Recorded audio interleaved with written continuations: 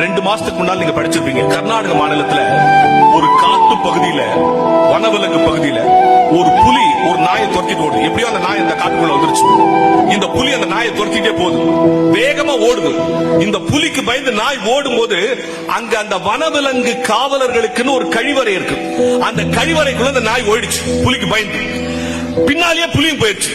இது ரெண்டும் போன போர்ஸ்ல இதுங்க ரெண்டும் உள்ள போனோம்னா கதவு க்ளோஸ் ஆயிடுச்சு. நல்லா புரிஞ்சுக்க, இப்ப கதவு க்ளோஸ் ஆயிடுச்சு.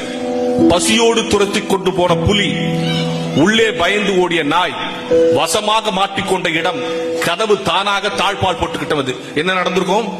அந்த வனவிலங்கு ஒரு மணி நேரம் அமைதியா இருக்கான். போச்சு, முடிஞ்சு போச்சு. ஒரு 1.5 மணி நேரம் கழிச்சு கதவை திறந்து பார்த்தா நாய் ஒரு மூலையில ஒதுங்கி கிடக்குது. புலி பயந்து அப்படியே மயங்கி கிடக்குது. எல்லாரும் பாக்குற, என்னடா இவ்வளவு நேரம் பசியோட துரத்திட்டு வந்துச்சு, நாய் வசமா மாட்டிருச்சு, கதவு க்ளோஸ் ஆயிடுச்சு, இதுக்கு மேல நோ அதர் கோ, நாயால ஓட முடியாது, சாப்பிட்டுக்கலாம்ல, ஏன் சாப்பிடல? அது ஒதுங்கி கிடக்குது, இது பயந்து போய் மயங்கி கிடக்குது.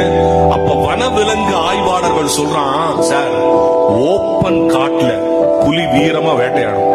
ஒரு 4 செவுத்துக்குள்ள போய் நம்ம எங்கேயோ மாட்டிட்டோம்னு நினைச்சா புலிக்கு பயம் வந்துடும். அதுக்கு மேல அதனுடைய இயல்பான ஆற்றல் போயிடும். மனதில் பயம் வந்து விட்டால் புலி கூட நாயிடம் தோற்று போய்விடும். எனவே சவால்களை எதிர்கொள்வதற்கு மனசுல பயம் போயிருச்சு.